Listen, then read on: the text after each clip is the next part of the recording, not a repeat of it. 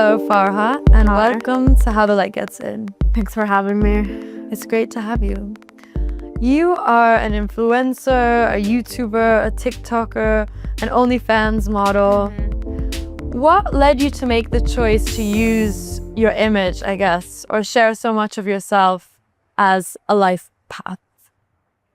I've always wanted to do content creation since I was little. I was always very chronically online. I was super into watching comedy YouTubers and stuff and just had a lot of creative energy. So my first attempt at social media was doing like comedy and skits and stuff on TikTok. And then I kind of just would get distracted over and over by new shiny content ideas. So I did like a red-pilled podcast maybe like 2 years ago. I went on this show called Fresh and Fit, in which they're pretty much talking about how like women shouldn't have the right to vote, or Instagram accounts. And I found that type of content so addictive and fun to do that I just wasted a year kind of just hopping around from podcast to podcast, arguing with red pillars and stuff. So yeah, my initial reason for getting into social media was just having like a lot of creative energy. And then my reason for getting into like the red pill and OnlyFans stuff was kind of just as an experiment to see what it was like. And I love the smoke from doing OnlyFans. Like I love how much it pisses people off. Like that's kind of at this point like 50% of the reason I do it, on top of course like the money. And I think everyone has like a morbid curiosity to know, not morbid, but like self-aggrandizing curiosity to know like how much could they make off OnlyFans. So that's definitely part of it. But then at this point I also like how stigmatized it is and then getting to defend it. Do people often get annoyed by your OnlyFans? I think it angers people. I think OnlyFans girls are a really good scapegoat for a lot of people's economic frustrations. Like if you're a guy who's unable to like move out of your parents' basement because, you know, you went in for a college degree and now you're struggling in the job market, it's very easy to look at the girl who's 21 and just bought a house and think like, you know, this isn't fair and stuff. So I think there's a lot of financial envy that gets like packaged as moral concern. Do you get judged for or accused of sexualizing yourself and just kind of selling your body?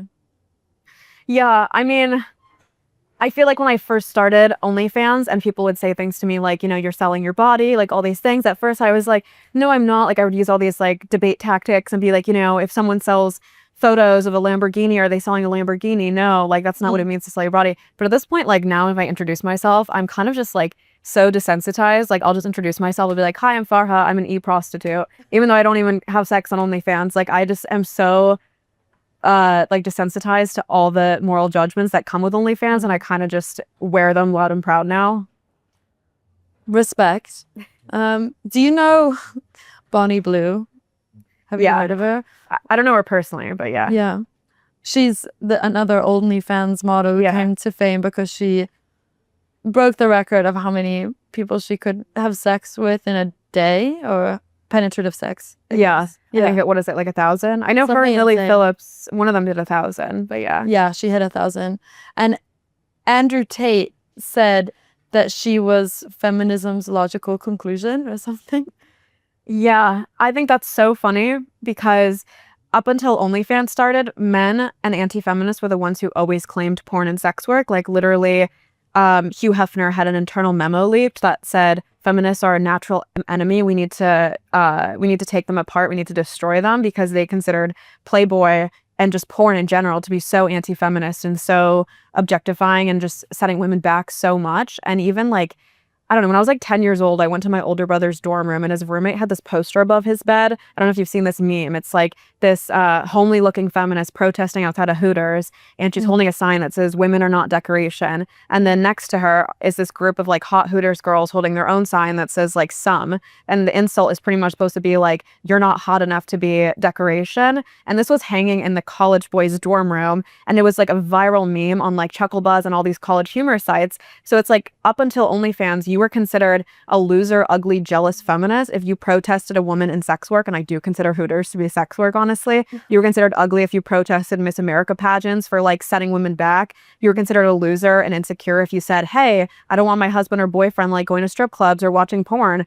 you know, you go on forums and they would just say like, you're insecure, you're jealous, you need to get over it. Like, what do you have, low self-esteem or something? You're emotionally abusive. So up until like 2021, when suddenly this just like string of OnlyFans girls started buying houses and bragging about like dating rappers and stuff, not only have I never heard a guy criticize sex work, I've seen them actually like very viciously bash any woman or feminist who ever criticized them for engaging in sex work. So Bonnie Blue's not the result of feminism. She's the result of like literally a porn industry. Everything she embodies, I think she's like, I don't know if she's intentionally a performance artist. I see her as one because she perfectly embodies men's like pornographic desires, like her saying like, you know, I'll take anyone, 18, 80, if you're married, all these things. And people are like, oh my God, this is eroding the social fabric. I'm like, no, she literally is just a performance artist of the top categories on porn, which is like wives at work, like you can fuck her best friend, or like this woman drains you after you're stressed. So it's like, I don't know how anyone can see her as a consequence of feminism when she verbatim is just pretty much like speaking the sorts of porn categories that feminists have long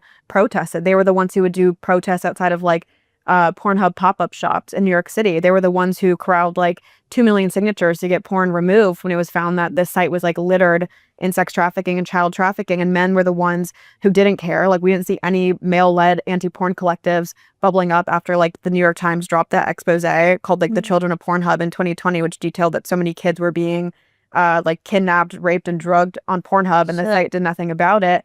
So I just find it rich that guys now suddenly want to pretend that they were the ones who were anti-porn this whole time, and that Bonnie Blue is like just the final result, or just like the core of feminism, when by no stretch of the imagination could she be considered that. Are you a feminist? 100%, yeah. Okay, what does that mean to you in 2025? I mean, yeah, like the basic definition is obviously that you advocate for equality of the sexes. For me, being a feminist pretty much means looking out for the differences in male and female psychology. So for instance, like women are more agreeable than men. They're more likely to be nice. They're more likely to go along with things than men are. Whether that's the product of nature or nurture isn't super interesting to me, but what's interesting to me is just the fact that they are. So for instance, when you look at things like hookup culture and women just going along with whatever sexual trends there are and stuff, for me, being a feminist kind of just tells women like, hey, you don't have to just go along with this thing, you know, just because that's the trend. What do you think is the most frustrating double standard in your opinion? Probably, I mean, this one's just on my mind because of like the topics of this debate. Probably the idea that like it's eroding the social fabric of this country because 1 in 8 women are on OnlyFans, and now suddenly people are talking about like feminism's gone too far. But we didn't see it as an erosion of the social fabric when the fact that 80% of men watch porn, the fact that 60% of men have been to a strip club, the fact that it's literally a rite of passage for married men to go get a lap dance a few days before they're married, the fact that 20% of American men have purchased sex from a prostitute. Meanwhile, the average age that the girl enters straight prostitution is literally 12. Like, we never saw it as like an erosion or transgression of the social fabric for men to literally be routinely fucking minors, basically, under the guise of just like Vegas boys trip. But now suddenly that like you have women like Bonnie Blue and all these girls who are just visibly happy and buying houses. Now suddenly people are just like, wow, like this is the fall of the West, degeneracy, feminism's gone too far. So that's probably not the most important double standard, but that's the one most present on my mind right now. But yeah. Do you believe in male fragility? Is that real? Wait, what? Do you think male fragility? Oh, sorry, this is male fertility. I was like, what? In what sense? Do you believe that men are more fragile? Is that a psychological difference? Oh, I think they're way, way, way more sensitive. Like, I mean, even just hearing, I don't know what you guys' opinions are on like the male loneliness epidemic. I think it's like such bullshit, but it's such a huge talking point in the States. And they talk about how the late Charlie Kirk went on a podcast last month on Tucker Carlson, and he was talking about how men have checked out from society because they've been so battered down from like pronoun policing and the HR department and being told they're toxic. And I'm like, are you serious? Like, you're blaming the fact that men have like almost wholesale retreated from society on the fact that people now introduce their pronouns when they go to college. Like, to me, that's like such a glaring example of male fragility. I'm like, okay, these are the people who literally say that things like, what's it called? Like affirmative action, any types of protections or anti-racism efforts is infantilizing, coddling Black people and is too much of a correction. But they speak about Black people so horribly on the right, but then they use this, like, they're so fragile about masculinity that they will say, you know, like, for years feminists have said men mansplain, they manspread, all these things, and now they've just like quit from society. I'm like, okay, if we applied that logic to Black people and women, like, we should be retreating from society. We should be never like moving out of our parents' basement or anything. So I don't know if that's what you meant by male fragility. Yeah, that's part of it. Yeah.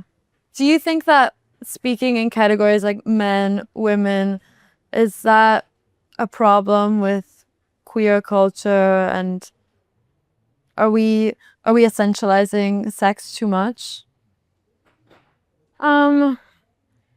I personally don't think so. This might be controversial, but I think that in order to be a feminist, like, you do have to believe that there's men and there's women. And I think there are differences between men and women. And I find it really frustrating when a lot of feminists will talk about, you know, maybe we would be doing these types of industries. Maybe we would be doing these types of jobs. Maybe we would be exactly like men in this way if not for social pressure. And I'm like, to be a true feminist is to say that women are and men could be different and are very different, and there's nothing wrong, and it's not a deficiency for women to be different and have different interests and personality traits.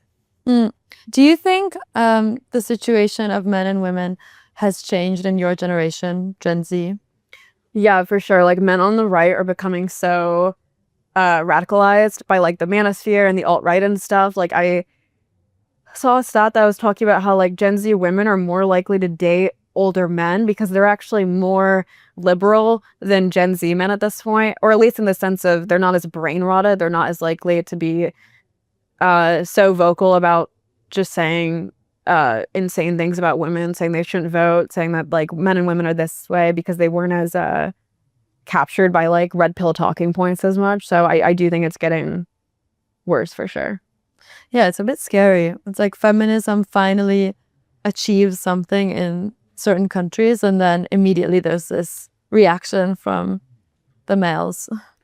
Yeah, and it's unfortunate because, yeah, they do have a lot of voting power. Like, I do think a big reason that Trump was elected in the States is largely because of like the Manosphere. Like, he even said that a big reason he won is because he went on all these podcasts that have like a huge male audience and stuff. So I would have said that like at least it's not going anywhere. Like, these people aren't capable of affecting change, but clearly they can. Do you think in general that Gen Z what is like the most misunderstood thing about Gen Z in your opinion? I don't know about misunderstood. I think everything I see about Gen Z, I'm like, that checks out. They're like, Gen Z isn't fucking. And I'm like, yeah, I'm a 26-year-old virgin. They're like, Gen Z can't drive. I'm like, I don't even have a permit. They're like, Gen Z is autistic, no social skill. Like, I haven't heard anything where I'm like, that's offensive. Like, they're painting us wrong. I think I'm like, I like represent so much of Gen Z because I'm like on OnlyFans, don't have sex, can't drive, no social skills, just like they say Gen Z doesn't really drink anymore. Like, I pretty much don't drink anymore.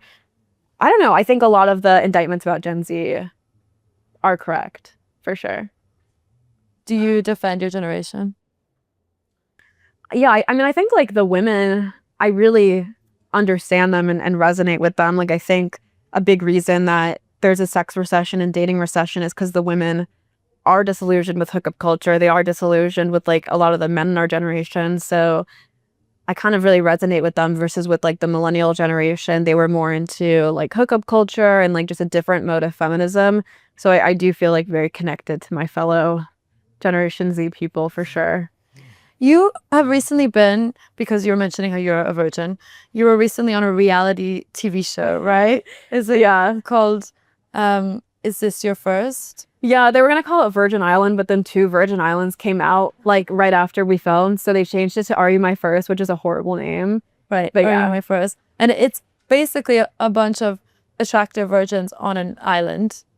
Attractive is generous. But yeah, we filmed it in Costa Rica last year.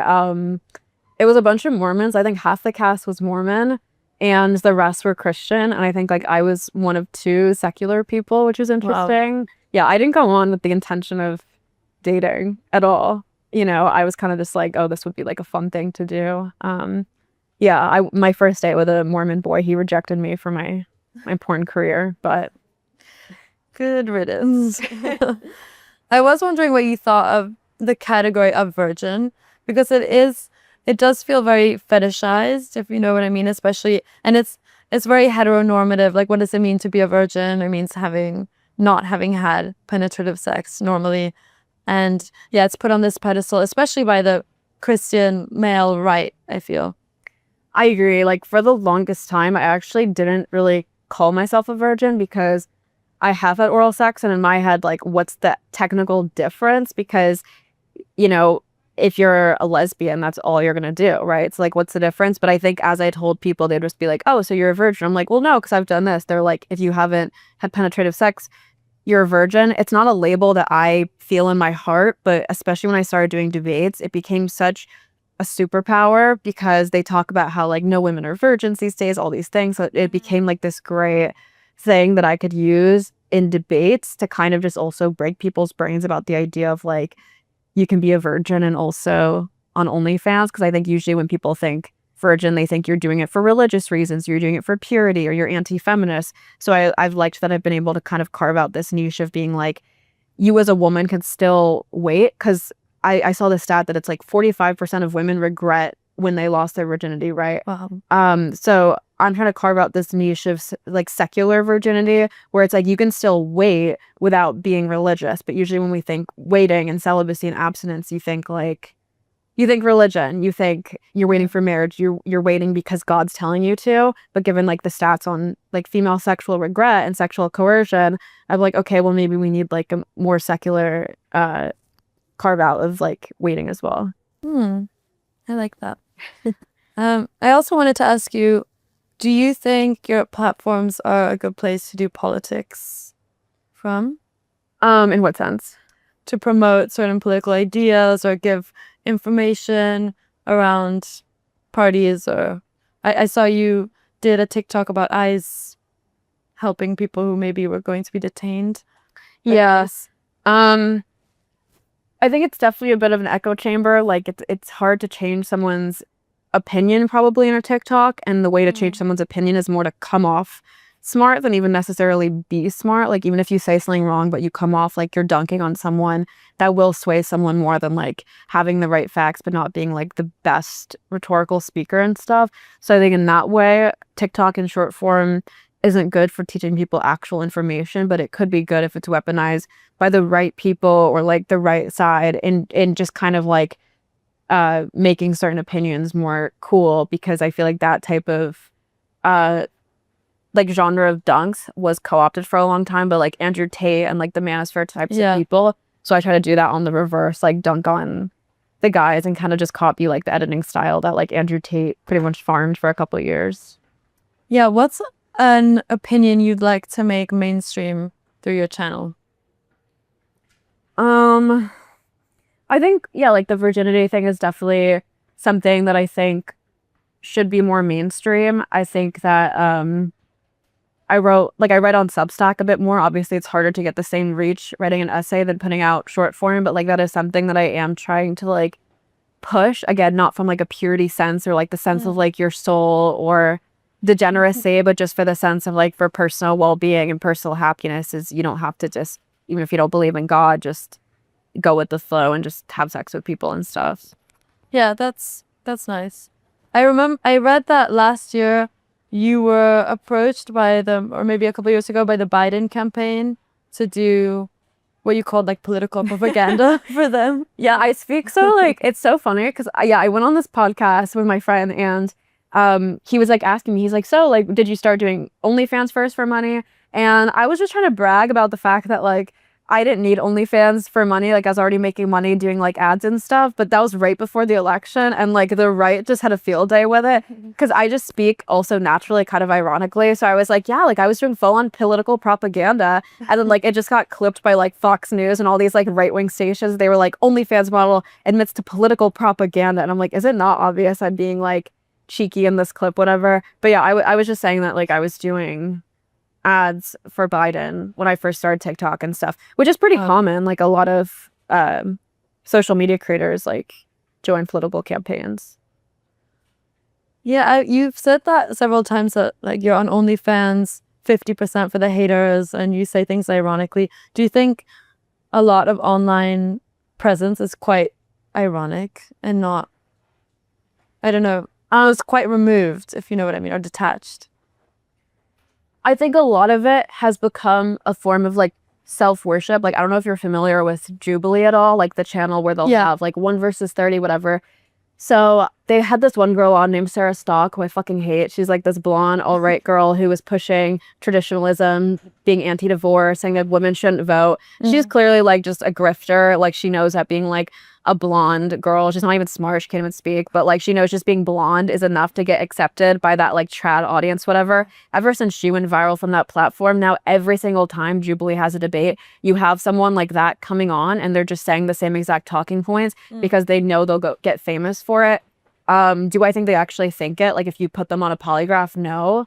Is it ironic? No, but it's also not sincere. Like, they're doing it just because they know they'll go viral and they'll be accepted for it, you know? So I think that's an unfortunate consequence, but yeah. Do you try to escape the self-worship, or do you just embrace it? I feel like my social media, I mean, obviously I'm biased, but like I feel like it's more driven by like messaging. Like, even when I do OnlyFans, like I don't necessarily feel like I'm being like playing myself, and I don't think you'll get very far in social media doing self-worship unless you're someone who's just naturally extremely unique and interesting and stuff. That usually there needs to be some branding around it, and I think because I do have a very particular branding, I don't internalize it and think like, wow, I'm so hot, I'm so funny, I'm so smart, because it's like, no, there's a lot of thought that goes into all these opinions, all these things, you know. But yeah. Is there something in your childhood that made you want to turn to feminism specifically, or something in your past, a moment that I think I've always been extremely feminist, because I grew up in a Muslim household and I have 2 older brothers, and my parents were just so strict towards me. And I think just being constantly frustrated and feeling like I had no just like bodily autonomy or just rights over my time, my fashion. Like, my mom, if I even went thrifting and purchased clothing, she would just go through my bag and take everything. Like, I had this one shirt I got, it's like a button-down shirt, and my mom only knows about Western culture through like Lifetime movies. And you know how in like movies, after there's a sex scene, girls will wear like the guy's button-down shirt or whatever. So my mom, in her like delusional immigrant brain, thought that I bought a button-down shirt because she didn't understand that those girls are borrowing the guy's shirt. So she thought, oh, this is what girls wear after they have sex. So my mom took my button-down shirt because she's like, I know what you're gonna do with this. Like, I've seen this. And I was like, what? So like, even something as modest as like a button-down shirt, it's kind of hilarious. I just didn't have any bodily autonomy and like any sense of it. So I think that definitely radicalized me. And then I would go to Sunday school every week in the masjid, and I think just like hearing the ways Islam was taught to me definitely radicalized me. So what's next for you, do you think? Thinking Virgin Island, the sequel. I don't know, right now I'm kind of going back to my content roots and doing the creative stuff more, because as fun as the debate stuff is, it's also like I'm playing defense to other people's opinions. Like, it's more like, I think OnlyFans is ruining society, I think all these things, and I'm like, no, it's not. And as fun as OnlyFans is, and as much as I said, I like the controversy surrounding it, like, you know, I feel like I have more to say outside of just defending porn and stuff. So I've just been going back to my YouTube recently and just doing more commentary, more creative projects, and then eventually I'd love to like get into like screenwriting and like write a little show or something. Well, that's all we have time for. So thanks, Farha. That was great. Thanks for having me.